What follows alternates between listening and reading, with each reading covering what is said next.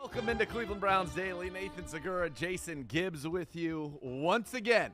Beau Bishop, Bootsy the Bold, gulping from the fountain of life. Let me turn the on-air light on here for the people because, as we all know, not linked, of course. Yes, because God forbid you don't have that turned on. Oh, boy. Yeah, because it's not linked right to our mics. By the way, for those of you watching on the stream, you'll see here a new mic in front of me. I don't know if we're going to keep it. I don't know what the plan is, but I can tell you this. This new equipment, new technology being brought in had nothing to do with Cleveland Browns Daily, which, by the way, is doing incredible streaming numbers. Thank you to all of you who listen on the stream. It was, of course, for the Ibs boys and his true love, his one true love. I knew where this was going. That's right. I mean, it's disgusting. I did not tell you about this because I did not know that those mics. Sure you didn't. I did not. Sure. Did not. You really expect me to believe this? I do. I honestly had no idea. Drew came in this morning. Mr. Yellowstone. By the way, congrats to Drew on a big Vic in Fortnite last night on his Twitch stream. Way to go. Can we promote his Twitch stream? I don't know. Seek him out. Seek him out if you're a true fan. Shout out, by the way, to the MTIT. They're in there. Connor with a K. Doing big things. I feel like Connor needs an off-season power ranking. Yeah, I'm curious to see where his rankings are. We haven't done a staff power ranking since before the season. I feel like we need a new staff power ranking. Which included one of the biggest and most egregious snubs in the history of rankings, by the way. And I have a feeling that if he were to redo his rankings, they would be inverted. I think I would go from the outhouse to the penthouse, or at least close to it. Same with you. Weren't you on the bottom too? Weren't you like 6 and I was like 7, or were we slashed? We may have been slashed together even. They don't know what we do inside this little glass bubble of emotion. Oh, they do now. He knows. Now. Connor does. That's why he's on his way to greatness. All right. Microphone gate aside. I don't understand. By the way, we're getting new microphones. Why doesn't it come with an on-off? This is what a monstrous bass on this microphone, and yet it doesn't have on-off cough. Like it could be built into it. What's the what? It's like a part of a tank or something that they put here, like a shield for it on this massive foam base, but no technology. I don't get it. Why is the base so big? I don't know. Why is the base so big? Sound isolated. All I need is 3 buttons. You can isolate your sound all you want. Give me 3 buttons. On, off, cough. Lights on when the mic's on. Boom. How do we get the microphone to mute you when you peak by screaming into the microphone 5 times a show? Huh. I'll hang up and wait for an answer. I'm glad your microphone was actually on this time so that everybody could hear your words of wisdom. Yesterday it was not. Yeah, a couple times. That's right. Well, if you had an on-air on-off light, you'd know. But nonetheless, anyway, as crazy as this show start has been, the NFL remains crazier. Last night, it was announced, and by the way, one of the best-kept secrets in the NFL, because supposedly Tom Brady was told about this happening the day or the day after he decided to come back. Oh, that is a beautiful thumbnail in there. We're updating the thumbnails for Browns Daily on the YouTube channel. That's a beaut there. That's an absolute beaut. Is that what you were going down the hall to talk about earlier? Yeah, the other picture I was not okay with. Wasn't good. Wasn't a good one for me. I purposely left it on there. I know. You were in the meeting when I said, hey, can we use a different picture? I know. I was not changing it. Anyhow, that one is beautiful, but here we go.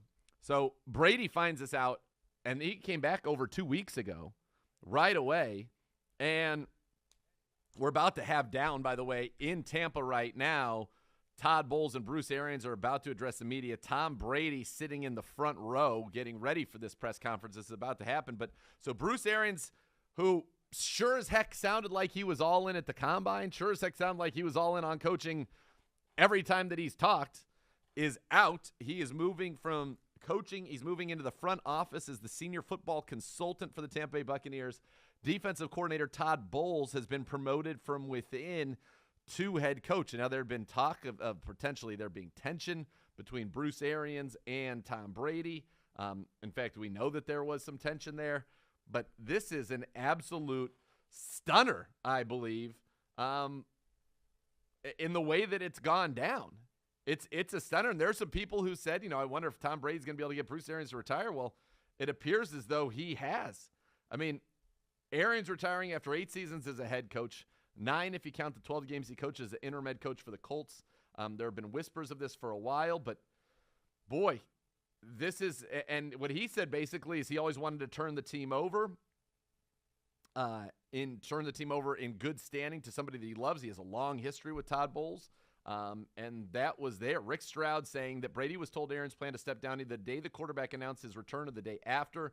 The team reportedly insists the decision for Arians to unretire had nothing to do with Brady, but past speculation of a rift between Arians and Brady is going to leave only more questions to retire. There's a typo there. I don't know, Nick. Do you have NFL Network there? You can punch up Arians at the podium now if you want to take some of this. Yeah, I'm curious. It's a big story in the NFL. Yeah, let me try and get it 1 second. Yes, sir. So Arians said a pivotal moment in his decision came 2 weeks ago when Hall of Famer Tom Brady decided to unretire and rejoin the team. Arians said that gave him the peace of mind he's needed to pass along the job to his longtime friend and colleague. I don't need to win another 15 games for me to be happy, Arians said. I'd rather see Todd in a position to be successful and not have to take some bad job. I'm probably retiring next year anyway in February, so I control the narrative right now. All right, I got him. I don't control it in February because if Brady gets hurt and we go 10-7, it's an open interview for the job, and this way you get Todd Bowles taking over. And here is Bruce Arians at the podium right now. We're going to be fast, we're going to be physical, and we're going to be smart, and it's paid off. Mostly I got to thank the coaches, man. You guys did it. I mean, I really didn't do well, Bruce we're not even going to play with this, guys. Come on. We can't deal with it. Bruce Arians already going to the no-no words early in his press conference right there. So literally 5 seconds in. 5 seconds in. That's a new record for us. I'm not going to lie. Like, I kind of had a feeling he'd say something like that, but like a minute or two in. On the dump oh, button. yeah. Oh, yeah. Oh, dump button was already hit. God, Like, Nick, I'm going to have to buy you a dinner. We're all good. That's expected whenever you're dealing with Bruce Arians, I guess. Man. The best part is that came through the TV. That definitely wasn't bleeped out on TV. No, it definitely came through the TV. It went over That's the a problem there. for someone in the network. Well, what are you going to do? It's Bruce Arians. This is retirement. This is what he's going to do. That's why you're on a delay. Again, on the cool part of this, if we're taking off conspiracy caps, the cool part of this is he said, look, I wanted to ensure when I walked away that Todd Bowles would have the best opportunity to succeed. So many head coaches come into situations where they set up for failure, and I did not want that for Todd. And I think that part of it is pretty cool because Bowles not only gets a job, which he wanted, but Bowles gets a great job. So often NFL coaches become head coaches of bad teams. That's likely why the job was open in the first place. And Arians has long been a supporter of black coaches, and so he wanted to do this for Todd Bowles, somebody that goes back to they go way, way, way, way, way back. Bowles will be the 4th black head coach in Buccaneers history, which is the most of any franchise in the NFL. It's kind of wild, and so I'm reading an article right now on CBS by Jonathan Jones, and he says Arians' decision reminds him of what Dean Smith did back in 1997. Shocked the sports world when he retired just before the start of the season with a team ready-made for the Final Four just so that he can ensure his longtime assistant Bill Guthridge would finally get his shot. Arians has known Bowles since the former played under him as a starting quarterback for Temple in the mid-1980s. So this is a 40-plus year relationship, or 40-year relationship, and he's given him the opportunity, which is pretty wild. Pretty wild to see that as well. And Arians going into the Ring of Honor for the Buccaneers this season as well. It's being noted at this press conference as well. Buccaneers owner Joel Glazer making that announcement. But just an absolutely wild scene there. We just dropping bombs. We dropped. Yeah, all we got him was. Tom Pelissero says, "Bust out the bleep button on NFL Network" as Bruce Arians takes the podium and thanks his coaches. Well, there it is. Got us off of that, unfortunately, which was always good. But so Bruce Arians out for a team that is certainly one of the top 3 favorites in the NFC. It's the Bucs, it's the Packers, and of course the defending Super Bowl champion Rams. Pretty wild. But he does that and does a good thing, setting up somebody who's had a long relationship with, former player, former head coach in the league, Todd Bowles, a very well-respected man in the National Football League, getting the chance now to be that coach of a team that could go ahead and win the Super Bowl. And so that's what it is. And it is shocking. Again, so many people are linking this to Tom Brady's return. I don't know. We'll never know, most likely. We'll never know. But what in a secret. If this was told to Tom Brady 2 weeks ago, over 2 weeks ago, doesn't come out, don't you think that's pretty incredible that this doesn't come out, and we know that the organization was told about it on Monday, and it doesn't come out until Wednesday night? Good job. Good job there by the Buccaneers. By the way, we're up to 3 bleeps. Up to 3 if we were still going. Okay. Yeah. Mike Garafolo tweeting, hey, Bruce, we're live. He doesn't care. He's going out. Pelissero, Bruce is rolling. Also, he doesn't know what his new title means. Of course he doesn't. This is amazing. Amazing. It's a stunning moment. I mean, it really is a stunning moment in the NFL for how this is going down. I love that he doesn't know what it means to be a senior football consultant. He's going to give him ideas. I think I'm an idea man. He thrives off enthusiasm. He's got a stogie in his pocket. I mean, this is an incredible. It's perfect. It's perfectly Bruce Arians is what it is. One of the first scenes, the first time I ever went to the NFL Combine, walking into the JW, and him and a female ESPN NFL analyst doing shots right there in front of me. Hey, welcome. I'm like, yeah, welcome to me. All right. A couple more Arians quotes, and this is right in line with what you just said. I don't give a beep about the Hall of Fame. Succession is more important to me. I've been dreaming about this for a long time, about passing this on to Todd Bowles. Arians on his new job. Title's pretty cool. We'll figure out what the heck it means. I'm paraphrasing there quite a bit, by the way. Some contract numbers in for the Browns, according to Aaron Wilson NFL. Ethan Posick, 1 year, $1.18 million deal with $1 million guaranteed, $312,000 in playtime incentives. So there you go. Jabril Peppers, 1 year, $2 million guaranteed deal with the Patriots. That surprises me. I always liked Jabril when he was here. I mean, it's a lot of money for a guy who got hurt last year, and you don't know what his status is for this year. Who, Peppers, too? Yeah. That's not that much. Eh? I don't think that's much. He's a talented player. I love Peppers. Andrew Siciliano says, Aaron says he thought about retirement after the season ended. When Tom said he wanted to come back, I said, sheesh, now this is easy. He really just wanted to give Todd Bowles the best opportunity to succeed. And it's something I don't know that we've seen this. He says, I couldn't turn it over to a better person. Todd is going to do a great job. I don't know that we've ever seen anything quite like this before. It's amazing. Arians, I like my new title. At some point, we'll all figure out what it means. That's right. You're going to be an ambassador. We're going to send you out to all the social events, Bruce. He's going to be a great ambassador. And listen, when he was on, there was a Hard Knocks, wasn't there, with the Cardinals that he was on? Yes, I believe so. And he was great. He was great. It's just, what a month. Just the NFL has never turned in an off-season month like this one. I don't believe that is hyperbole at all. I don't believe that they have ever turned in an off-season month quite like this one because of the marquee names, the stars that are changing teams. Head coach Bruce Arians stepping down at a time when, we're after the combine, after free agency.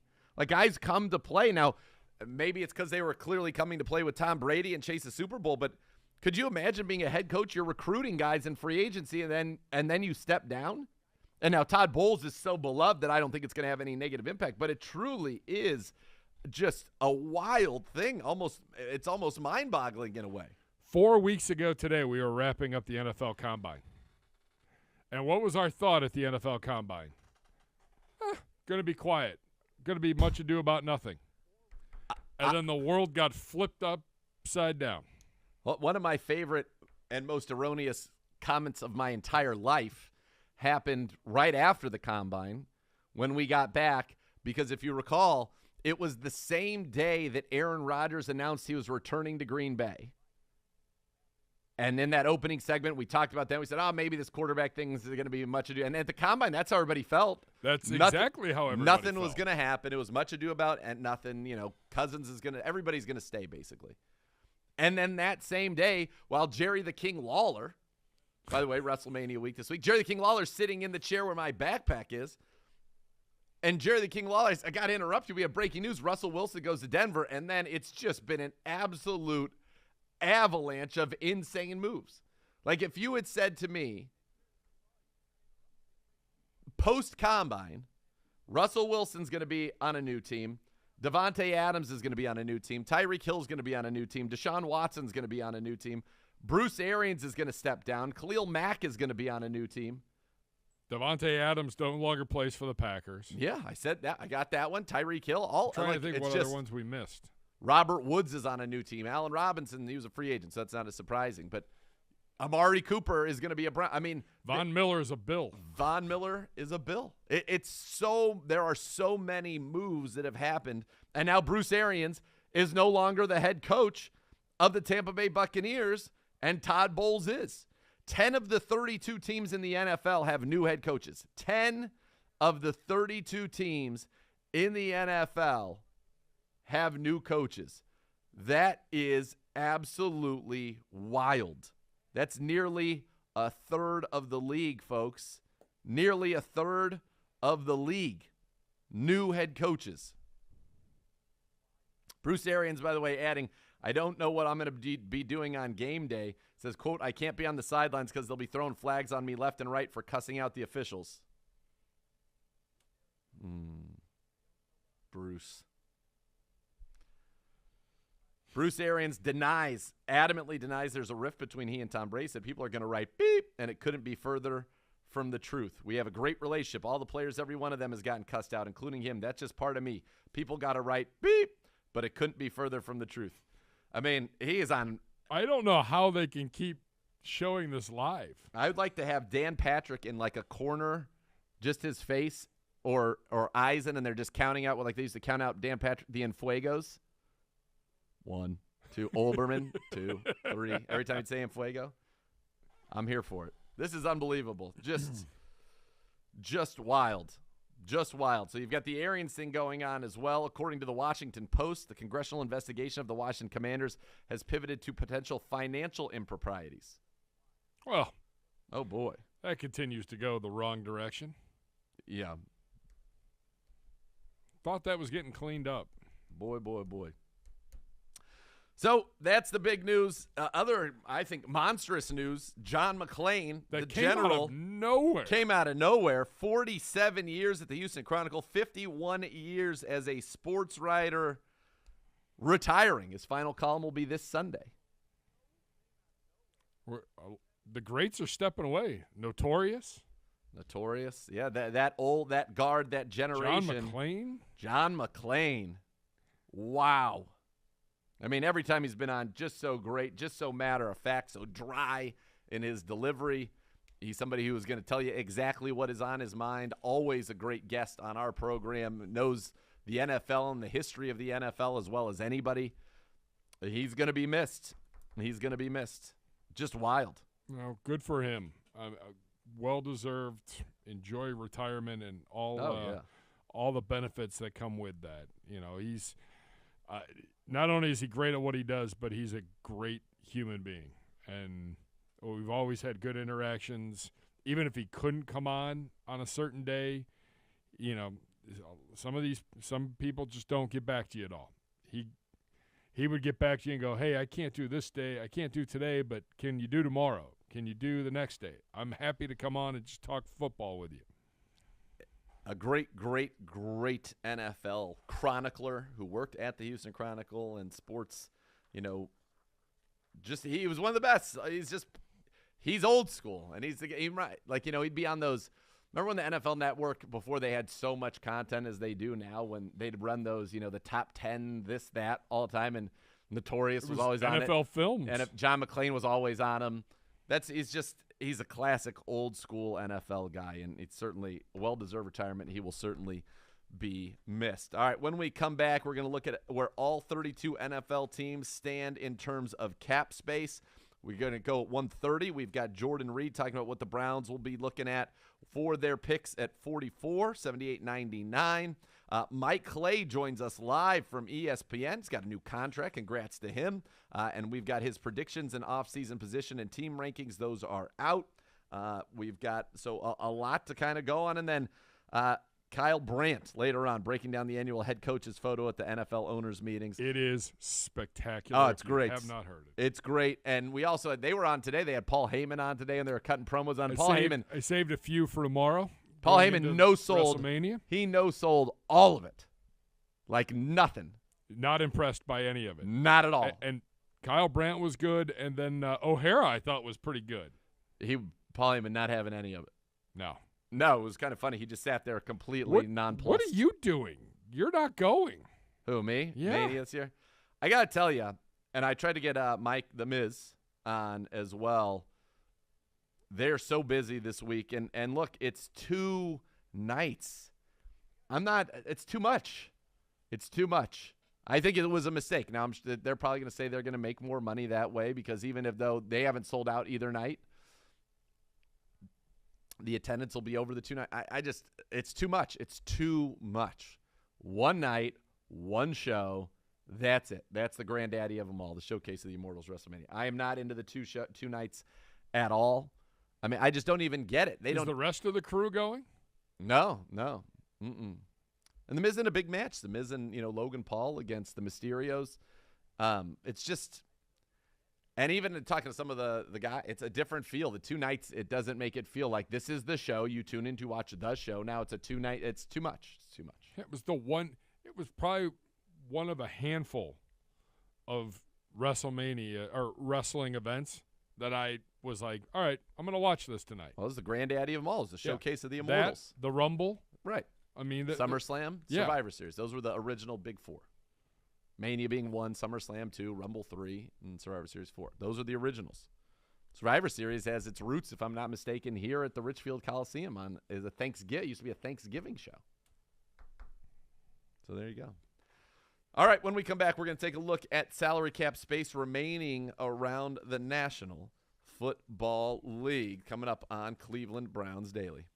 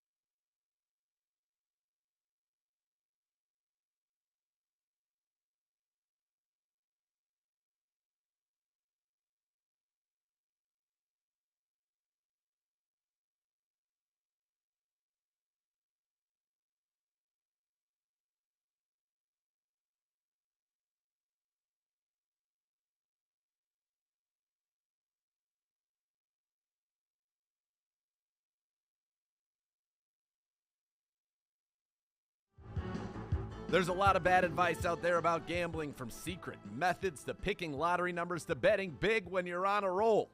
These myths can lose you money and get you in a lot of trouble. So before you wager, find out what's real and what isn't at keepitfunohio.com.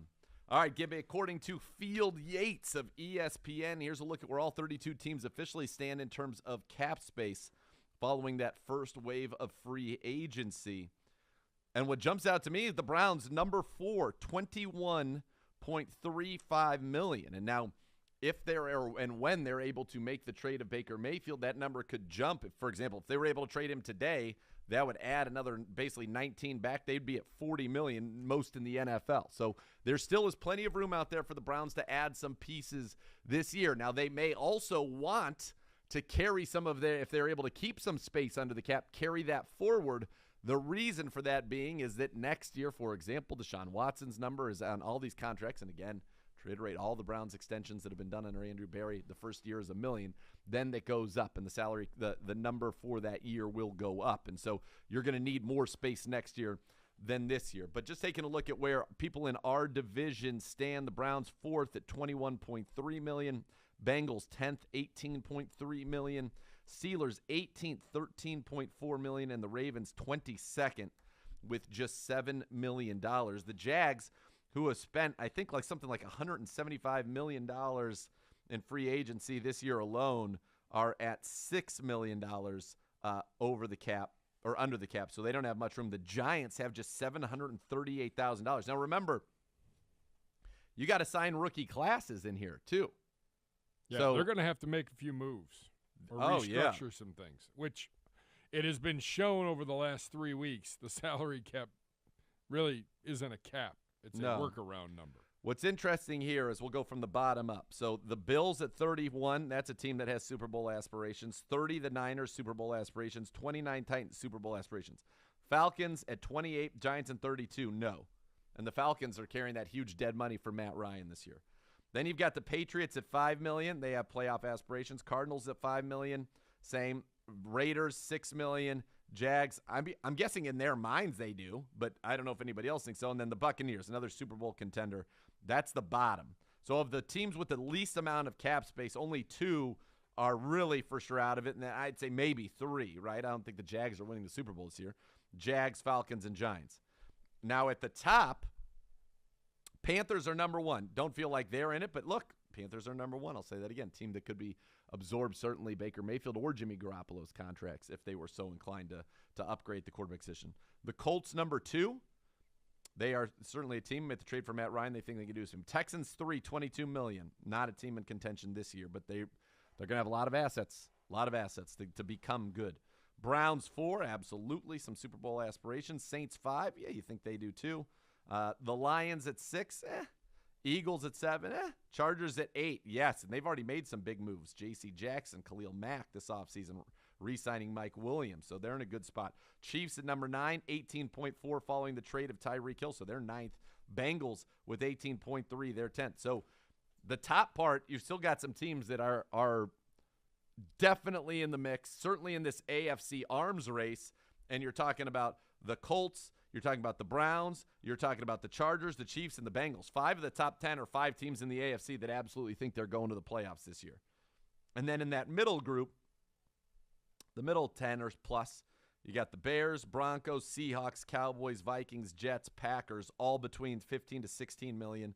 Steelers 13, Dolphins 11, Commanders 10, Rams 8, Ravens 7. So Browns still in a very good spot, And I think they have the opportunity to bring in some more pieces, veterans, that can help this football team to get ready, as well as the rookies they're going to bring in. Remember, they won't have to pay a first-round pick. So here's my question in all of this. Does this count Austin Hooper's money? No, so that's post June 1 that money factors in. He's a post-June 1st designation. I felt like we were underneath that. We were much lower than 21. So that's what – I don't know. I just felt like we were not we didn't have that much money to play with. But clearly I could be wrong, according to Field Yates. Over the cap has the exact same thing for the Browns, and actually has the Browns after the signing of Posick dropping us to 20.9, just below the Saints. So we dropped down just a little bit there. I'll see how that's factored in, but that I believe Hooper doesn't come off. No, Hooper's factored in there. A post June 1st cut for Austin Hooper will save the Browns another $9.5 million. So we'll get $9 million more. Yep. That's a lot of money too. And there's still some players Right, on the free agent market that could command numbers. So between Baker 18.8 and Hooper 9.5, the Browns have the ability to free up another, $28.3 million just right there on those two. That's a lot of money, man. Right, you had that. So now you're sitting there as a Browns team, and you're at close to $50 million. Now you still need some bodies. No, there's no doubt. The Browns definitely need some bodies, and I think that we're talking still Jadeveon Clowney would like the Browns certainly want him back. You've got some veterans who certainly could be back in the mix. A guy like a Malcolm Smith who's played very well for you, on cheaper deals. But that's where you're at right now. You still have, I want to say Dearness Johnson, right, on his tender so far that has not been correct matched, or I'm not sure exactly what the status of that is at this moment. He's not listed on here. So the Browns, as I said, in a very good cap spot right now. Yeah. And there are other guys that, you hope will make the team, but if they don't make the team, certainly could free up some more money for the Browns as this goes on. So lots of opportunities there, but the Browns are in a very good shape. Key takeaway here, Browns in very good shape as it relates to the salary cap to make some of these moves to kind of flesh out this roster for this 2022 season. All right, when we come back here on Cleveland Browns Daily, we're going to take a look at Jordan Reed, the biggest needs and best fits for the historic 8 teams, most ever in one season without a first-round pick in this year's draft. The Browns obviously included in them, so we'll take a look at that and see what he recommends.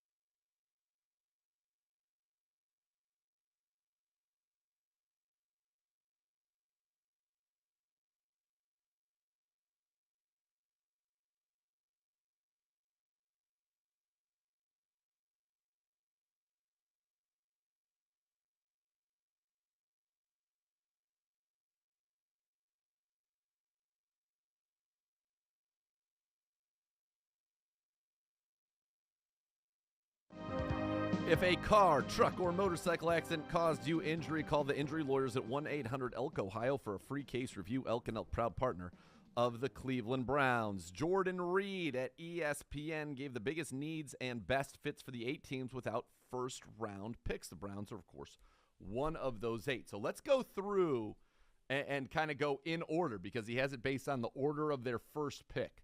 So first up is the Bears, and you're going to hear maybe a little bit of a trend here. First up, the Bears. And the Bears traded this pick, to their first-round pick this year, to the Giants. That's the pick that brought them Justin Fields. It says the biggest needs, Chicago added Byron Pringle and Equanimeous St. Brown to its receiving core in the free agency. They lost Allen Robinson. The room is headlined by Darnell Mooney. The second round has produced star receivers in previous years. Think about A.J. Brown, Metcalf, Samuel, T. Higgins, to name a few.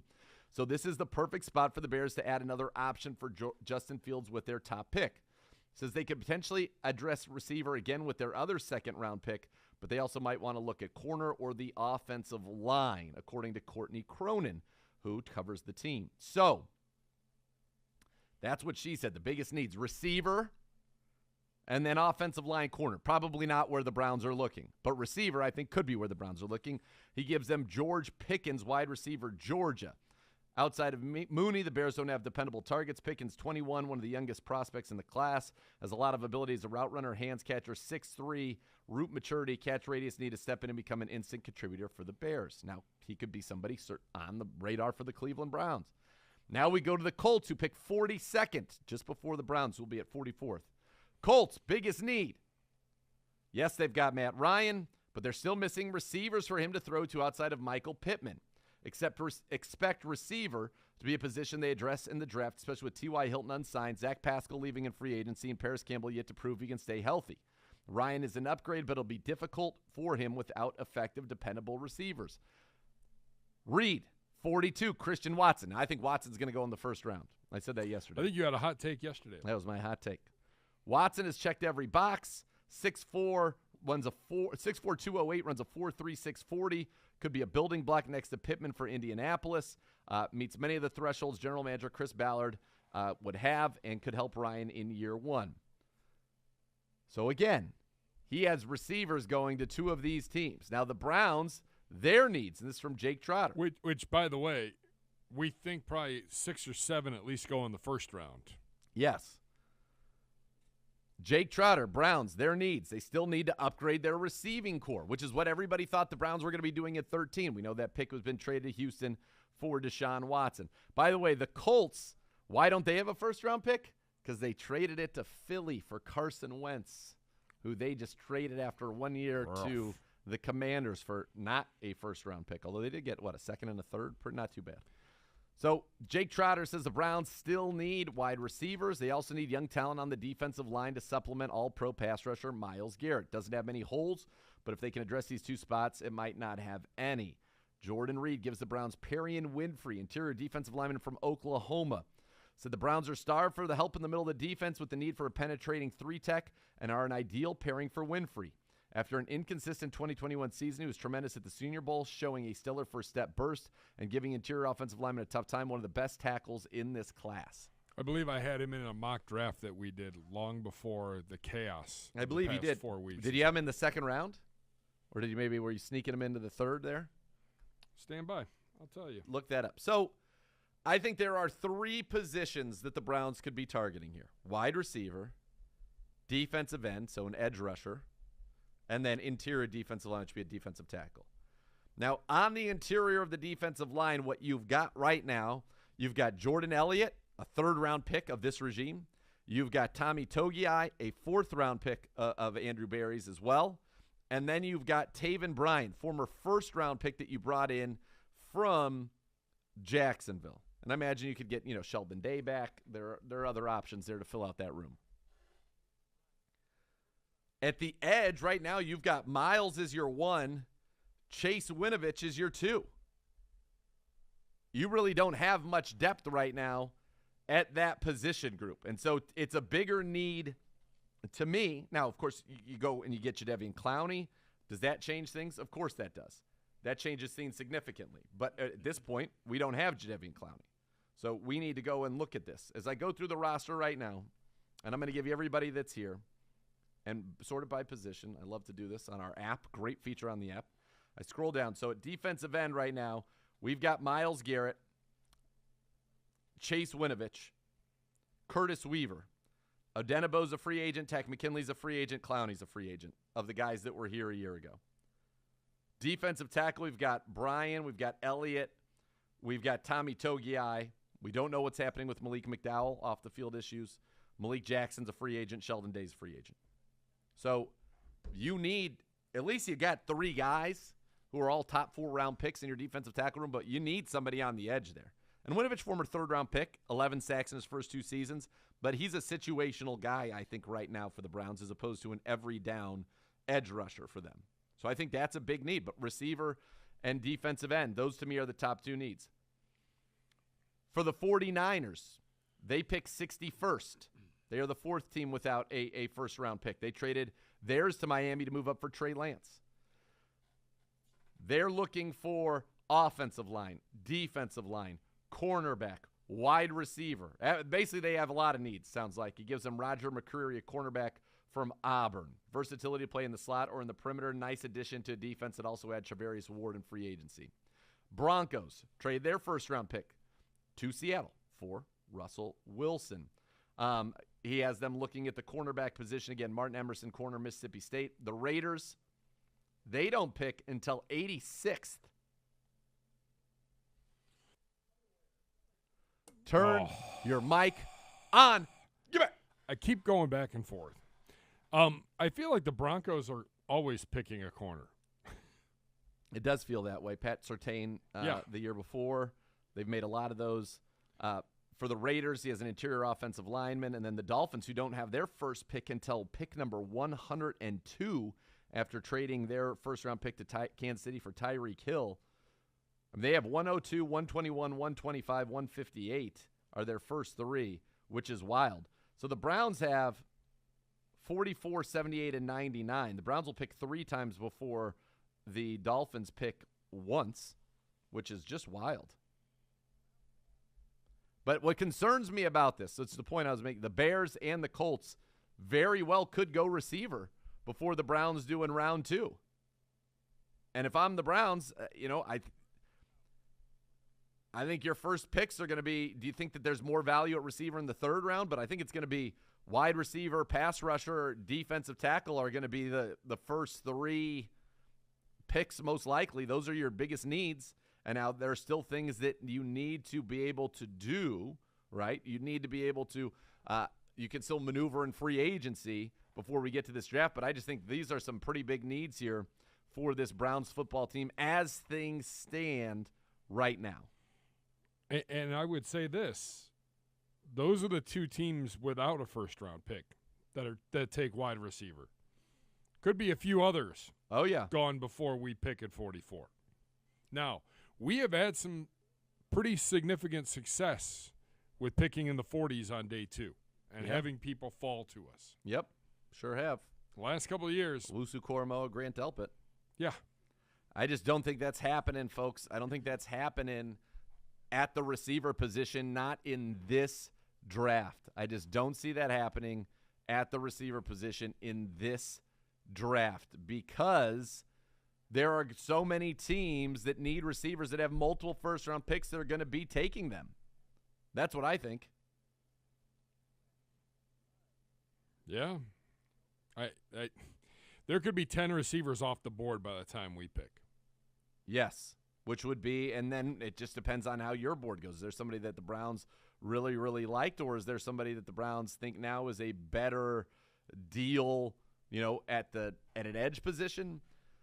That's how we have to see. But those are the things that need to be addressed. Now, if you get Jadeveon Clowney back here, that puts the need for an edge immediately down, but you still want some succession planning there so that you're not in this spot every single year. Maybe you sign Clowney to a 2-year deal. I don't know.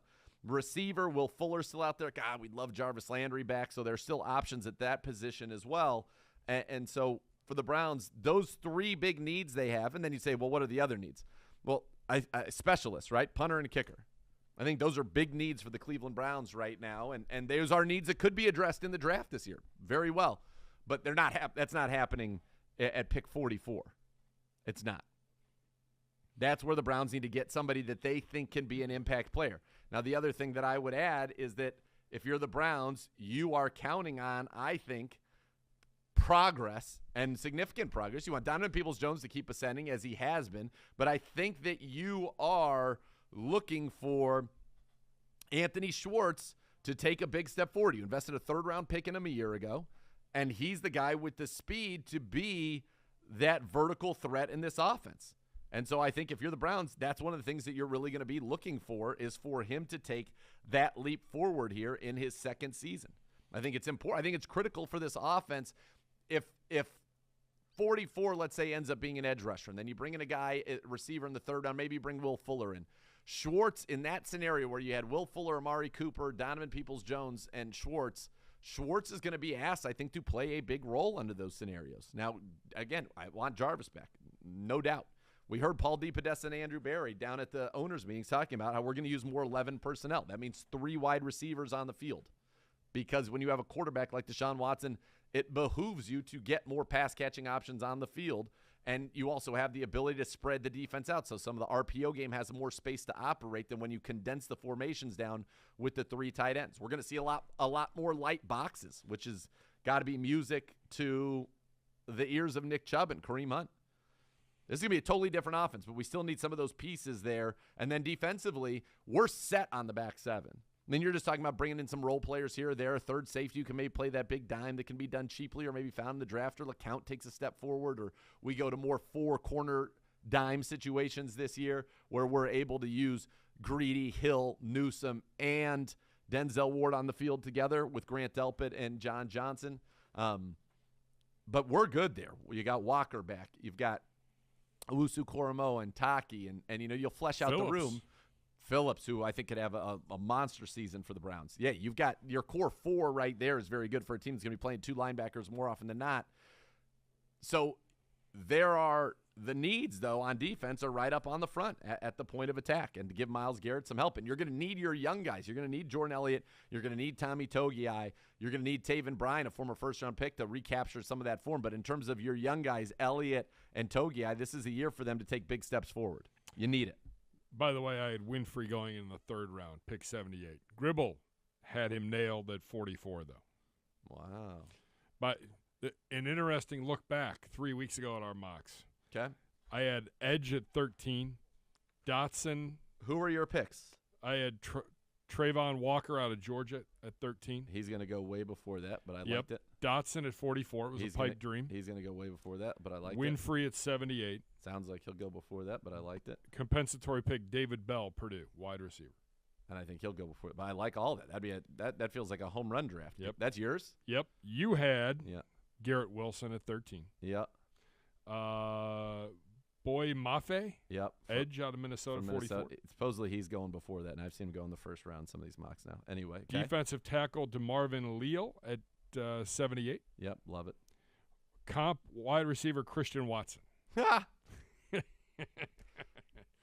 Not bloody likely.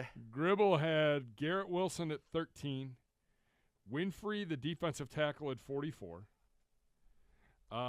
Edge out of South Carolina, Kingsley Inagbare. Okay. Sure, I'll butcher that. Okay. I liked his comp pick. Could be in play. Tight end Jeremy Ruckert, Ohio State. Could tight end might be in play here. Got to potentially get another one here. Poisal had Traylon Burks, 13. Defensive tackle Travis Jones at 44. Okay. Edge Jesse Lukita out of Penn State at 78. And tackle Darian Kennard out of Kentucky. Okay. And again, the theme with all of these is receiver, edge, interior defensive lineman. And that it's sometimes it's pretty obvious where the Browns are going to go. I feel like we've been able to be pretty on it the last couple of drafts and certainly have an understanding of the way Andrew Berry views the world and what this team needs. And so it wouldn't surprise me if that's still what you're doing now. It just hurts moving it out of 13, losing that part of it. But if you could do it, for example, if you came out of mine, Mafe, Leal, and Watson, or yours with Dotson, Winfrey, and Bell, and maybe you change one of those to a pass rusher, I mean, shoot, that'd be pretty good. I just don't know if we're going to be able to do that. It would be That would be a fantastic thing. I just don't know if we're going to be able to make that happen for the Browns. It'll be interesting to see. And do the Browns try to move around a little bit in the draft? Do they try to move up and get some guys? We know they're not afraid to go get players that they like. We saw they move up, successful move up for Jeremiah Owusu-Koramoah 1 year ago. All right, when we come back, hour number 2 kicks off with Mike Clay from ESPN. He's got his 2022 projections for the Cleveland Browns, as well as the position group rankings in the entire NFL. He will join us to break all of that down next.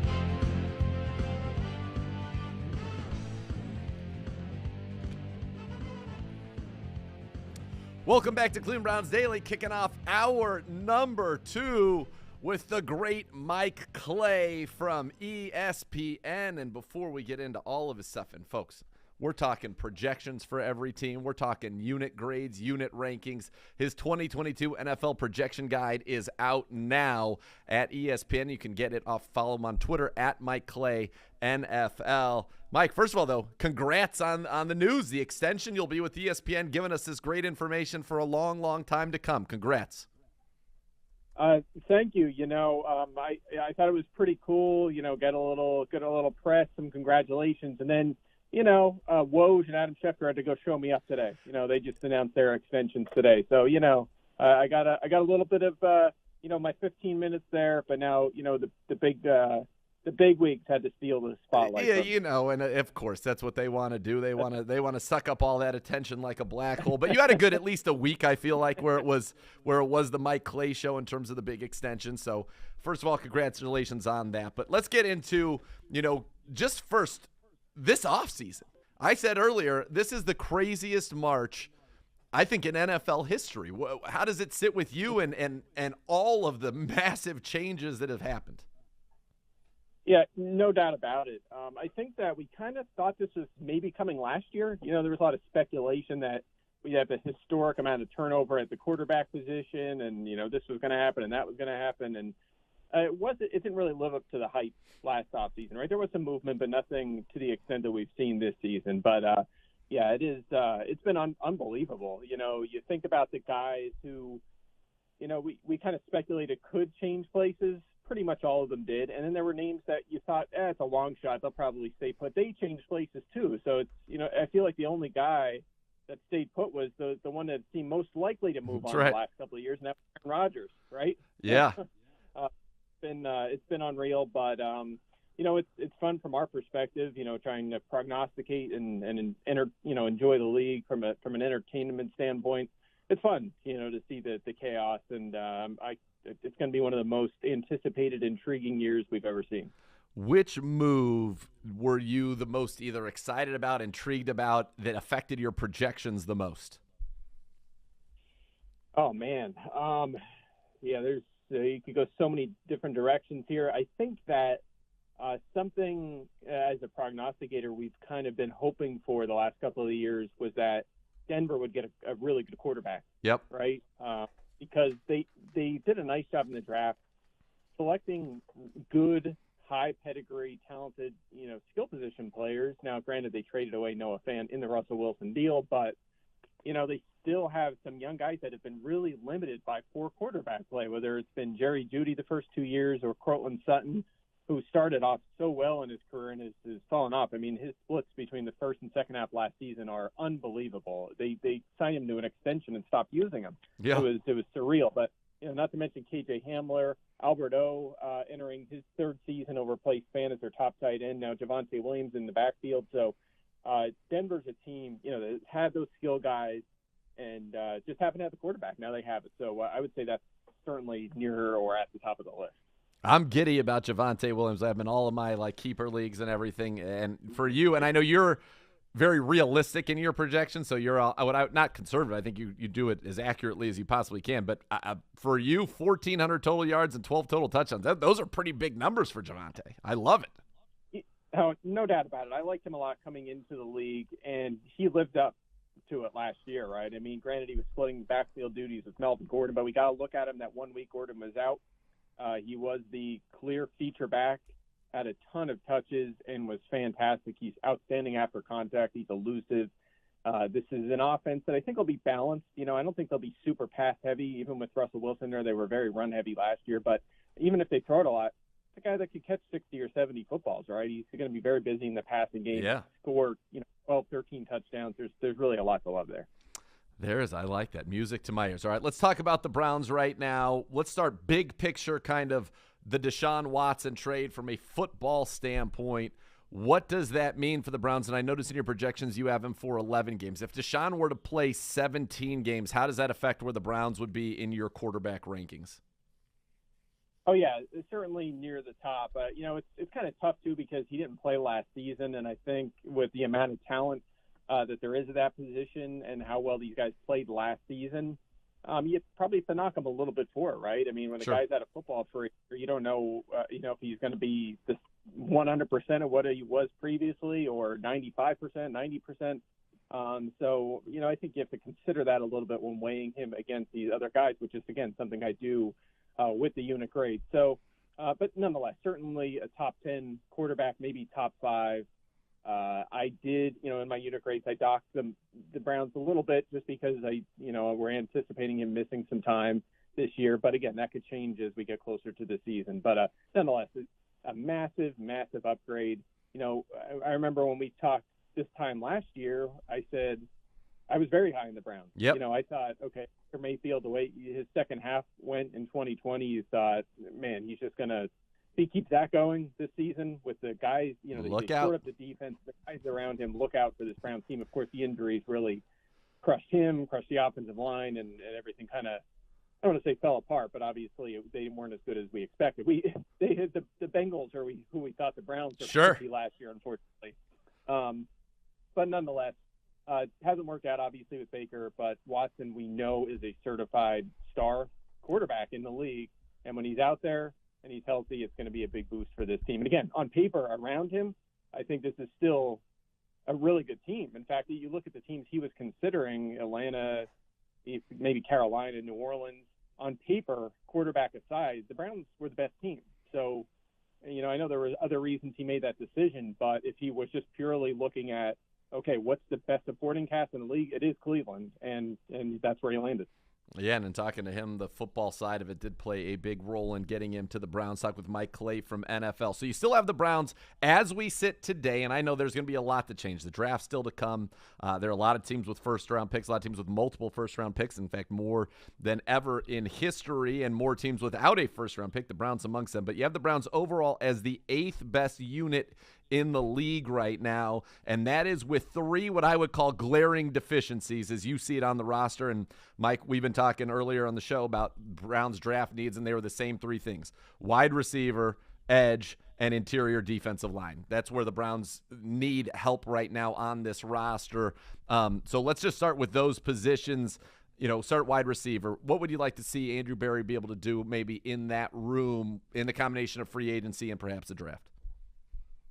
Yeah, what's interesting is the wide receiver room, as it stands, has some potential. Obviously Amari Cooper is a solid player, potentially a star player. He hasn't really lived up to expectations, but we know he's a good wide receiver. Yep. Donovan Peoples-Jones, does he make that year 3 leap? Maybe. I think he could be a serviceable 3 or, certainly a good 4. And then Anthony Schwartz, I mean, man, you spent a day 2 pick on him last year. You would expect him to be a top 3 receiver. So it is not a unit that you look at and you feel is good yet. It's not confirmed as good, but it does have some upside in there. And that's, not something a lot of teams can say. They've kind of maxed out. They've just kind of journeymen filling out their lineup. This room does have some upside. But I do think you need one more starter. One more. If you're a team that wants to contend now and win the Super Bowl this year, you do need one more top guy. So maybe it is spend an early round draft pick, which, seems less likely after the trade. But there are still some options out there. So maybe you look at free agency and bring someone in like a reunion with a Jarvis Landry or, the names you've heard. I would love to see Will Fuller. Yep. Why not take a lottery ticket on this guy? He was so good 2 years ago before the suspension. And then obviously he missed all of last year with the serious hand injury. But as far as, maybe it's a little boom bust, but as far as upside goes, it doesn't get much better than Will Fuller out there right now. So again, they have options. So and I'll be shocked if they're done adding at that position. And of course, the rumors exist that Fuller was waiting for Deshaun Watson to make his decision. That's who he preferred to play with, and we'll see if there's that mutual interest there, and they're able to get Will Fuller. Or I'd love to have Jarvis back. I couldn't love that guy anymore back here with the Browns. Let's go to the defensive side of the ball. Back 7. Pretty darn good, and I would even say, the cornerback room, I know you think is an elite. It's your second-best cornerback unit in the NFL with Denzel and Newsome and Hill and Greedy and A.J. Green, who filled in, I thought, very well last year at times. Let's talk about the front, though. You've got Miles. You can build everything around Miles. He's a megastar. There's no doubt, but Defensive tackle, you don't love that group right now. I think you have it as the 32nd ranked defensive tackle room in the NFL, and that's where a lot of people think the Browns could go early in the draft, as well as edge. Now that room looks a lot different if you bring back a Jadeveon Clowney. Oh yeah, no doubt about it. The defensive tackle position, very clearly, I would say clearly the weakest in the NFL right now. Right? They just, Taven Bryan didn't work out in Jacksonville. He was like their fifth best defensive tackle, and right now, if Cleveland played today, he'd be starting. Needless to say, they need depth, they need talent at that position. Yeah. They might need, at least one, maybe two starters there. So again, there's a lot of options. There's a ton out there right now at the defensive tackle position. So I still think they have options. I think they're kind of biding their time there. They could potentially add in the draft, but if they want to add 1, 2, 3 veteran options, they have them out there on the market. So fully expect them to address that, and they'll move up the rankings a little bit. But for now, it is a weak spot, and it's been for a while. Every year I feel like I come on, I talk to you, whether it's the Combine on the show, and we talk about that being a weakness. They have not been able to fix it yet. So hopefully they crack down on that soon. And then, of course, on the edge, like you said, they get I have them kind of ranked mid-pack at edge, and there's one reason for that. Myles Garrett, one of the best in the entire NFL. That really brings them up. But otherwise, right now, if you look at my projections for the edge rushers, I have a placeholder, to be announced edge rusher for Cleveland. We don't even have enough players for snaps right now. And Chase Winovich is not again, he was a guy that was a depth guy for New England. They got in the trade for Mac Wilson. You would expect him to be a depth guy, not a starter, every down player. So hopefully they bring Clowney back. I think that's your best case scenario, but there are some other options, some other solid veteran options out there as well. Talking with Mike Clay from ESPN, and these are his projections for every single team, ranks all of the different units amongst the teams, and then kind of gives you the overall. You have the Bills right now as the best team in the NFL, along with the Green Bay Packers and the Tampa Bay Buccaneers. And I'm just curious, when you go through it, in the Bucs, obviously they even made news. The Packers, the Bills are really the only team there that have been kind of had some continuity, right? The Bills are running it back. They've made some additions. I think Crowder was a nice signing for them. They've obviously won the Von Miller sweepstakes. The Packers, Devontae's gone. I'm sure they're going to add talent in the draft. The Bucs yesterday shocked the world. Bruce Arians steps down, turns the keys over to Todd Bowles, but Brady is back, the biggest story for them. When you look at the top of this league right now, and let's just stay in the AFC. I know I mentioned a couple NFC teams. We'll talk about them in a second. But have you ever seen as loaded a conference as the AFC is right now, where my belief is there are 13 teams that sit here today, and the Steelers probably being the one on paper that is the worst of them, but they've never had a losing record under Mike Tomlin.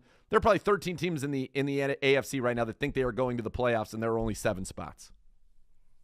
No doubt about it. And that's what's really interesting right now about putting out early projections and predictions is you're offending someone. You're offending a good team. How do you put all 4 AFC West teams in the playoffs? And honestly, if they were, the worst team, let's say the Raiders, just for the sake of argument, are the worst team in the West, you put them in another division, maybe the NFC East or somewhere the AFC South, you might pick them to win it. Yeah.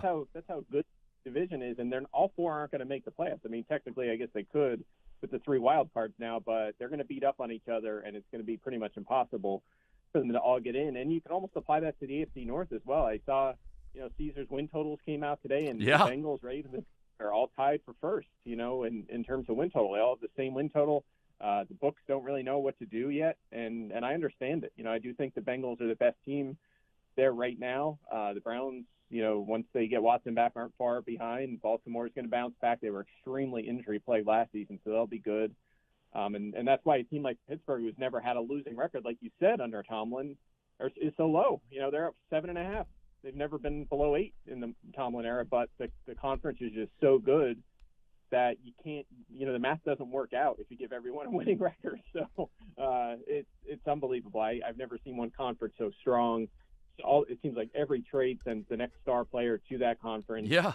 And some of the teams that are hyped up are going to disappoint. It's like a Miami, for example. If they could go 8-9 easily, if Tua doesn't make a big leap forward, they still have question marks on the O-line and on defense. So it's going to be, like I said, it's going to be one of the most intriguing seasons we've ever seen. It is, and it feels like, Mike, if Miami doesn't live up to the hype this year, that's the next kind of quote-unquote ready-made roster for a disgruntled star quarterback to say, hey, I want to go there. Because I think the idea of throwing to, Tyreek Hill and Jalen Waddle and Gesicki, and they brought in Cedric Wilson, I imagine Devontae Parker, that's a name that I've thrown out on this show. I wouldn't mind the Browns kicking the tires on Emmy at his best season when Chad O'Shea was the offensive coordinator there, now our wide receiver coach. But, I mean, that is a loaded roster all of a sudden at the skill position. I love the fits of Edmonds and Raheem Mostert with, the offense that they're going to be running under Mike McDaniel. Yeah. Oh, yeah. They need some work on that O-line, like I said. But, as far as wide receiver goes, stacked. Mike Gesicki's awesome at tight end. They've some good depth there with Smythe and Shaheen, too. But I'm with you, by the way. I'll be shocked if Devontae Parker's on this team. The math just doesn't work out. Right. If they keep him around, he's going to be standing on the sideline, and it's not going to go well. I mean, you don't have he's a really good player. I mean, he's missed time with injuries, but when he's played, he's been heavily used, and he's been effective. And to have him just chilling out on the sideline, that's not going to go over well with anyone. So you generally, in a situation like this, where you sign, you say what you want about Cedric Wilson. They gave him a lot of money to be their slot. And then you have Tyreek Hill, of course, and Jalen Waddle, Mike Gesicki. I mean, it's just the math doesn't work out. So there's a reason teams were calling them immediately after that trade for Tyreek Hill. I don't expect Parker to be on that roster. So now it's just a matter of where he goes. And Cleveland would be a terrific fit, as you point out. The Eagles have been rumored to be interested in him for years. I could see that fit being a good fit as well. So we'll kind of see how that plays out. But Parker, definitely one of the top available wide receivers right now. How excited are you to see what Green Bay and Kansas City do in the draft? Because I imagine that is, and I know you've got your projections for everybody, but those have to be in some ways major holding patterns right now in the wide receiving core for both of those teams, just knowing that there's no way that Allen Lazard is going to end up atop your projections for the Green Bay Packers when it's all said and done. Yeah, or perhaps Juju Smith-Schuster or Marcus Valdes-Scantling for the Chiefs, right? Sure. Who would have thought? Like, at this point, we're looking at number one receivers, perhaps. They're certainly the most expensive receivers on their rosters are Lazard and MVS, right? They're the inconsistent backups behind Devontae Adams all these years. Right. But, and we're talking about two of the best offenses in the NFL, and they're atop the depth chart, depending on how you look at it. So, look, I from a, to put the fantasy analyst hat on for a second. Yes, please. You and I, you have that in your history as well. Cannot wait to see who they draft, because they're both going to draft a receiver, right? I mean, I'd be shocked if they find one or two of the draft, first or second round pick, whoever that is going to see a big increase in value. And it's such a good class. Whoever the receiver is already going to be a high pedigree first round talent, maybe second round talent. And then to go to an offense like that and be in a situation to play right away. You think about guys like Jalen Waddle and Jamar Chase last year, and even Devontae Smith, who had a very underrated, strong rookie season. Amon-Ra St. Brown. You can go on and on with these rookies that have had big seasons recently. They're going to be positioned to do the same. So just can't wait for the draft and to hear who that name is that lands in this elite offense. Who is you always have this time of year, and I know the rosters are not complete, but as we sit here today, who's kind of your sleeper team that you like a lot better than maybe the public perception of them is now? And I think I have a pretty good guess based on who you have ranked number 9th, but who's kind of your sleeper team for this year? Yeah, I was going to say, I think it jumps out to everyone like a sore thumb in the unit grades here. It is the Washington Commanders, believe it or not. I think that you look at that roster, and it's hard to find weaknesses at the key positions with one possible exception, and the possible exception is obvious. It's quarterback, right? So, but here's the thing. I mean, by pretty much all advanced metrics, Carson Wentz was at worst an average quarterback last year, an average starting quarterback. And again, by most metrics, he was a little above average. In fact, everyone thinks about their collapse against Jacksonville and how they missed the playoffs, but there was like a month and a half there in, say, November into December where they were the best team in the NFL. They were winning every week. They were dominating teams. They were scoring 4 and 5 touchdowns. They were rolling, and Wentz was a big part of that. It wasn't just Jonathan Taylor. Wentz was playing good football. So I don't know what's going on behind the scenes there with him. He's had problems in Philly and Indy, and maybe it all comes crashing down again in Washington. But He's at least serviceable. That's the way you have to kind of look at him objectively. And then around him, you have a really good offensive line, even with Brandon Sheriff gone. The skill guys around him are pretty good. Curtis Samuel will be back. Antonio Gibson, J.D. McKissick, Terry McLaurin, Logan Thomas will be healthy. And then the key becomes defense, right? I think they're solid in the secondary. Linebacker, they spent a first-round pick on Davis last year at linebacker, so there's potential there. And then up front, I mean, you might think, well, okay, their defense was really bad last year, but they were missing most of their defense most of the season, right? I mean, they have maybe the best defensive line in the entire NFL, and those guys were missing for a majority of last season, so you can't even count that against them. But, you're going with Chase Young and Montez Sweat on the outside, Deron Payne and Jonathan Allen. Pretty good. At defensive tackle, you're stacked up front. You can just dominate teams. So that's my team right now. They like you said, they jumped out to you on the page, and they jump out to me as well. I was surprised they were that high, but you look at it objectively on paper, and they look like a good sleeper team this year. All right. Have you had to hire a bodyguard to protect yourself from the wrath of the defending Super Bowl champion Los Angeles Rams fans, as you have them not in your top 10, and I would imagine that has irked some people on the great social media platform Twitter? Yeah, I haven't got as much pushback on that as I expected. Maybe because it's L.A. and it's not as cold. And the Northeast fans, they're the ones that get really angry because there's nothing to do. We're just indoors with our computers, ready to yell. Right there in L.A., enjoying the warmth, and they're outside. They're not worried about trolling on the internet. But yeah, I mean, look, stuff like that always. Look, I do this exercise. I see the results, and then sometimes I wonder, like, whoa, that team's lower than I expected, and I'll do a little more digging on that. Sure. And the Rams have lost some pieces. That's really the short and long of it. But at the same time, I feel like I'm annually a little low on the Rams.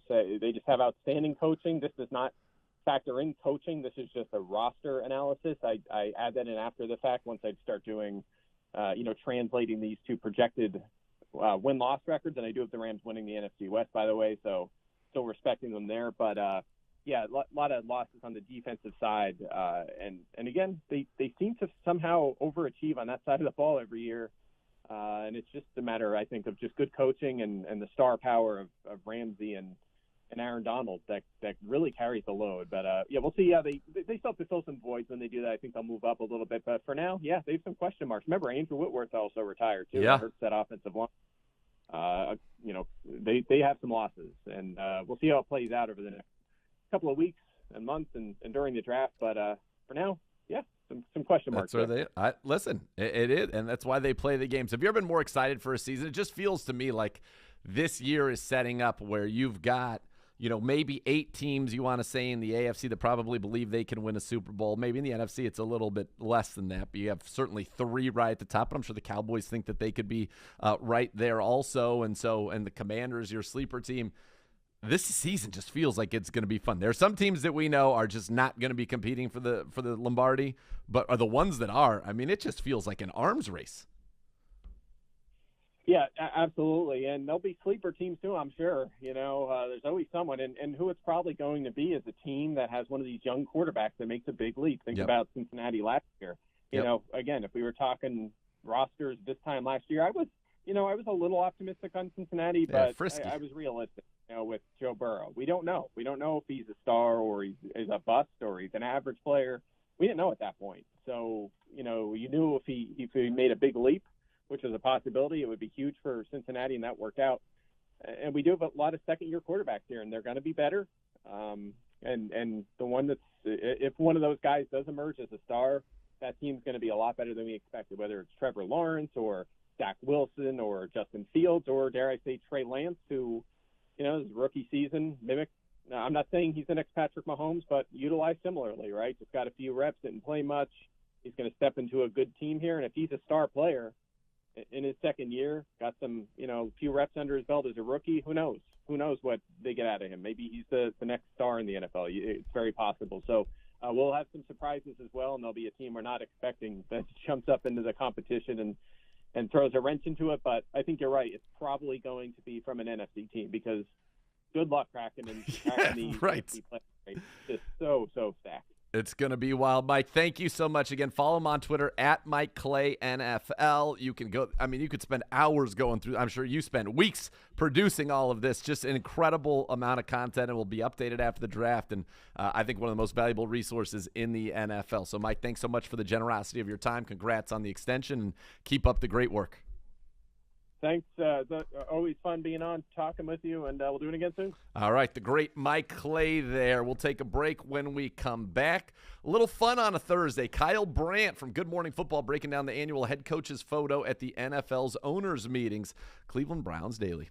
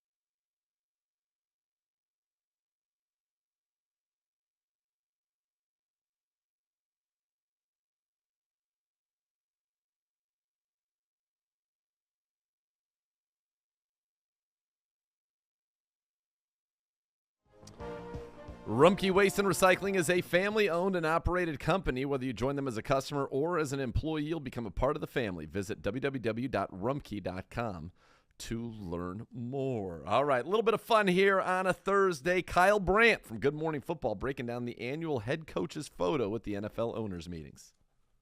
Guys, it's that time of year again. You guys are down 8 minutes. And all of the coaches with fountains and artwork and archways and palm trees. And you know what? Normally I say, it's glorious. Not this year. I have to keep it real here. This thing is a car accident. There is all kinds of work that needs to be done on this. So normally I just hype it up. I need to volunteer my services for the year 2023. I would like to be the executive producer of this photograph next year. I'm dead serious. I'm talking to our bosses, the NFL executives. I will do it pro bono. I will put myself up. Just get me there, and I will produce this thing. I need a team of Peter and Dante and Rachel because there's so many things wrong with this that we can make right. This is an important photograph. This is history, and I've got some things that I would like to implement in the photograph next year. First up, guys, the lanyards. Hand off the lanyards before the picture. I just need one person. Come on, Nick and John, you've been in 30 of these things. Pete, you've been in 50 of these things. And Sean and Frank, with the lanyards, like, just take them off. We'll give them right back. Don't worry. But, like, these are head coaches, and, like, they look like they're saying, like, would you like to get an extra 10% off on your Best Buy rewards card, all right? Shout out Cork Bats. Like, come on, just take, this is 1 second. You have a lanyard person. Here you go. John, here's yours. It's okay. I know you guys are, oh, this is a secret in my, we gotta take the lanyards off, all right? This is entry-level stuff. Next, and this might be a little controversial. No sunglasses. I want them off. I want them off. The eyes are the vision to the soul. Now, specifically, Mike Tomlin, way back here, which we'll get to in a second. Mike, I know you wear them on the sideline. You look cool. You got to take them off. Sean, you got to be kidding me down in front with these things. I want to see, you know, how many gimlets it was. I want to really see Sean McVay. You're on the victory tour. You've been for months. Take them off. There is one exception. I'm going to allow Ron Rivera to wear his sunglasses because they're not sunglasses. Ron goes with those transitions lenses that change like, you know, like a G.I. Joe figure when the sunlight hits it. I will allow the sunglasses, which are actually glasses, on Ron Rivera. You're in. However, I'm glad we brought up Ron Rivera because this is very important. Ron, no Hawaiian shirt for you. One man wears the Hawaiian. Thomas Bahama rolls with one man only, and he is right here. Andy Reid. This is like basically what Ron Rivera did is he showed up to a wedding in a white dress. You don't do it. This is the bride. That's it. Ron, I love you. You're tenured. You've done a lot. No. This is okay. No. I think Andy's glaring at Ron like, why are you wearing that Hawaiian shirt? You copped my look right here. We showed up to the red carpet wearing the same dress. What are they going to say about us in style? This is the only guy. And this brings me to my next point about this gentleman. What in the holy hell is he doing up here? Down front and center. Not buried here, being with Zach Taylor and LaFleur, who got caught in a really bad moment. This is your centerpiece. Go back to 2019 photo. This is how Andy Reid is every year. Am I making myself clear? He is in what used to be the Jack Nicholson seat. Front and center. And if you want to give him a football like he's the team captain, he can hold it. This is 2019, and my gosh, there's some real characters here that we won't even get into because some of them aren't in their jobs anymore. But this is the point right here. Freddie Kitchens, we love you. Andy Reid, front and center every year until he decides. And by the way, when he retires, I still want him there. He can be man number 33 right in front and center. I don't care who won the Super Bowl or anything. However, brings me to my next point. Back to this year's photo. I want the Super Bowl winning coach holding the Lombardi in the picture. That's right. Do you understand what I'm saying? Look at me right now. See where McVay is? Let's go on a journey. This man right here, who is no secret and no stranger to having a trophy on his arm, will have a trophy right here. Now, if you want to hold it up, that's if you want to cradle it like a baby. If you want to be modest, that's fine. I'm guessing this watch McVay probably costs more than the Lombardi, and I get that you're flexing on that, but I want it. Last year, Bruce Arians, Lombardi. Whoever wins it has to hold it. We'll bring it with a white glove and hand it to McVay. Untucked shirt, fine. I want the Lombardi there. Now, I'm also going to have to institute a seating chart, or in this case, a standing chart. Due respect to what everyone's accomplished in their resumes, we need the show ponies up front. Let me tell you what I'm talking about. No heavy hitters in the back row. And yes, we have to just instill a little bit of aesthetics in here, okay? Mike Tomlin, not a chance. Way too. This is Cliff. Are you kidding me with Cliff? Who is taking this picture and doesn't say, Cliff, come down in front. Show us that moneymaker, baby. Come all the way down. Now, Stefanski, at least we can see that beautiful, beautiful face, but I want you all the way down here in front. Show pony, show pony, show pony, show pony. Right here. This is the guy. You are the rock stars. We need to see you. Because, look, Matt Rule, I like what you're all about. I really do. That quarterback situation isn't the only thing we got to iron out here. I mean, are you kidding me? There's a steamer. There's all kinds of. This is a nice hotel. You have a full staff. But you know what? Look, and I know what you're thinking. This man right here, he's all about ball, and I respect that. I really do. But when you got, the Prada sweater up here and the $2,000 sunglasses here, come on, Matt. Maybe just escort back to the back. It'd probably be better for everybody. Also, I'm looking at the picture. It's too scattershot. I want first-year new place head coaches in one section, kind of like a freshman wing in a fraternity. Give us our pledges all in one section. You're going to see they're all scattered around. You got Dayball here. I think this is Eberflus back there, who gets obscured by this gorgeous Robert Saleh head. And by the way, look at this section right here. Just a beautiful collection of bald heads. But then we have the other guys here. Oh, my gosh, Doug Peterson's with the Jaguars now. And we got Lovey's there, probably thinking about fishing. And McDaniel. If we just would take Dayball and Eberflus and put them over here, which brings me to my next point. Oh, my gosh. Oh, boy. What are we doing? I just need some. All right, okay. Now, I know that you are assembling weapons, but I don't know if we needed to add a tank to those weapons, okay? Mike, you're so cool. You're so quirky. What in the hell is this? Why?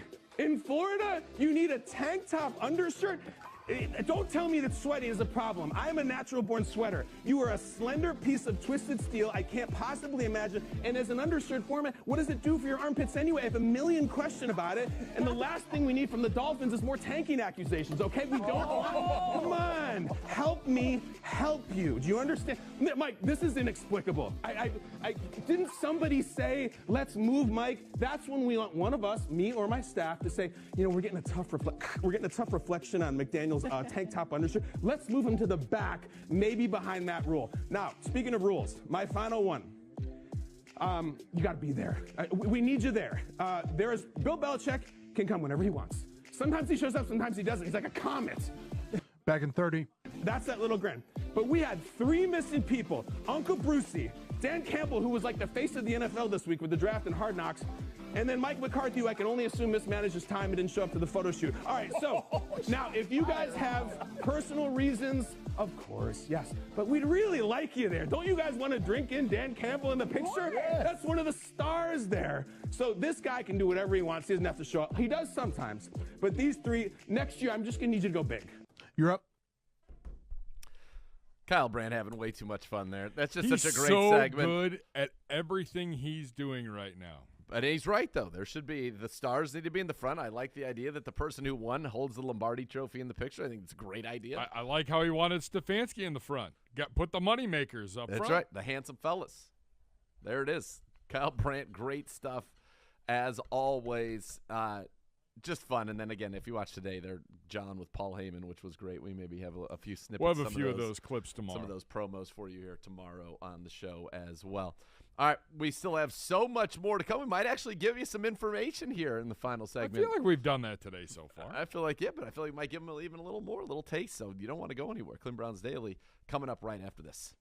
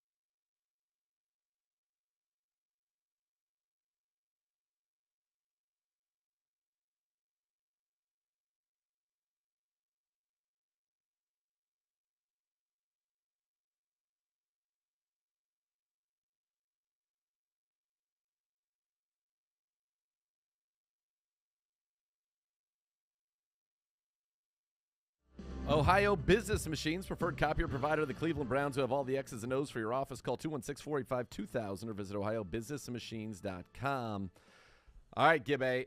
Shocking comments from Jed York, owner of the 49ers, earlier this week. What in the hell is he doing? He said regarding the Jimmy Garoppolo, Trey Lance situation.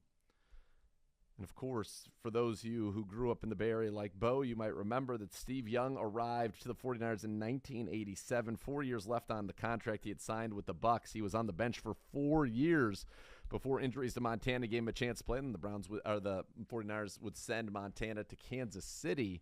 Now, Montana would win Super Bowls in 88 and 89, giving him 4 Super Bowls in the decade for Joe Montana.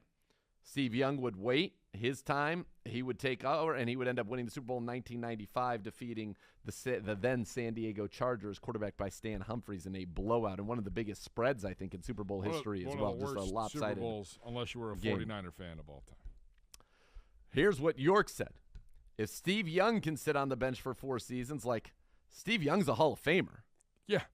There's a big difference here. If he's willing to do it, and he has the competitive drive to do it, why can't somebody else? Well, first of all, at this point, nobody's suggesting that we've seen anything from Trey Lance, although too early to know that he is on a path to win a Super Bowl or to enter into the Pro Football Hall of Fame. We can't say that yet. Number 2, Jimmy Garoppolo, while I like him and he has taken the team to a Super Bowl and he's also taken the team to an NFC Championship game, he has not done what Joe Montana did. At this point, there is not going to be a Peacock 5-part documentary about Jimmy Garoppolo like there is about Joe Montana, who, until Tom Brady came along, was clearly the greatest quarterback of all time. But now, he's certainly in the discussion. Of course, yes, Otto Graham would be the kind of older generation great. Then it was Montana and now Brady, if you were to transition it through. There's just no comparison whatsoever to a Jimmy Garoppolo, Trey Lance situation as there was to Joe Montana and Steve Young. Other than the fact that they both played for the 49ers, both sets of duos, and they both play quarterback, that's it. That's where the similarities end. It's insane. I did a double take, and then I'm like, okay, maybe this is a clickbait, and I need to click on it, and it's not really going to be what the headline reads. Was not the case. And now I'm hoping Jed York has one hell of a poker face, and he didn't mean anything by what he said. This is what he's doing. Look, you cannot compare the 2 Hall of Fame quarterbacks to the 2 guys currently on your roster. And now he would say, I'm not comparing. What I'm saying is that, a young, talented quarterback sat behind a veteran quarterback for 4 years and was willing to do it. And look, because right now we're not getting offers for Jimmy Garoppolo at the level that we want them to be, we are, of course, willing to have Trey Lance sit and to let Jimmy Garoppolo continue to quarterback our organization. Now, the difference is back then with Steve Young, he couldn't go anywhere. There wasn't free agency. There wasn't a franchise tag. There wasn't a salary cap. He was stuck with the Niners until they traded him, cut him, or made him subject to back then what was called Plan B free agency, which they were not going to do. There wasn't social media to voice your unhappiness. There weren't players saying, get me out of this team and that kind of stuff happening. The Niners gave up 3 first-round picks and a third-round pick for Trey Lance. When you think about what the Browns gave up for Deshaun Watson, doesn't seem that bad by comparison. We've at least seen him play in the NFL, lead the league in passing, lead the league in completion percentage, all of those things. We haven't seen Trey Lance do much. We saw him play at one game where it did not look good, didn't look like he was ready for prime time, ready to take over for the Cleveland Browns. So this is they're trying to play the game and trying to drive the value up for Garoppolo. Look, we're fine keeping him. We're fine playing him. Obviously, that's not what they want to do at this point. I don't think it's what Jimmy Garoppolo wants to do. And one of the reasons, people think that Garoppolo had that surgery was kind of like a screw you guys for the way you've treated me. And apparently the 49ers, did not know about that trade at the time. Or the surgery at the time. They're trying to maintain their leverage. The quarterback market right now, you've got Garoppolo and you have Baker Mayfield. Garoppolo's, as the guys who have taken teams to playoffs and still could, potentially help franchises. And so far, I think you're seeing, everybody wants to wait for that right deal. 2 minutes. to make it happen. And this is Jed York's opportunity here to do what, John Lynch and Shanahan did at the owners' meetings, which is to try to say, I get it. We're protecting his value. That's all we're doing. I think we're gonna play a little waiting game potentially on quarterbacks right now.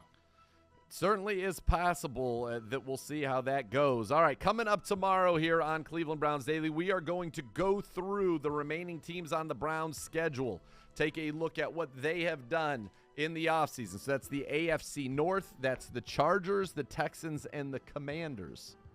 Demetric Felton will join us tomorrow. And Demetric Felton will join the program talking about his involvement with the USO Tour that we brought to your attention yesterday, and something that I know he's very, very excited about, that it's personal for him. His family comes from a service family, so he's very excited about that. He will join us on tomorrow's program as well. Big thanks to Mike Clay for joining us. Thanks to Kyle Brandt as well for lending us that fun breakdown of the coaches' photo from the owners' meetings. For Gibbe, I'm Nathan Zegura saying thanks for listening to Cleveland Browns Daily. The next level is next.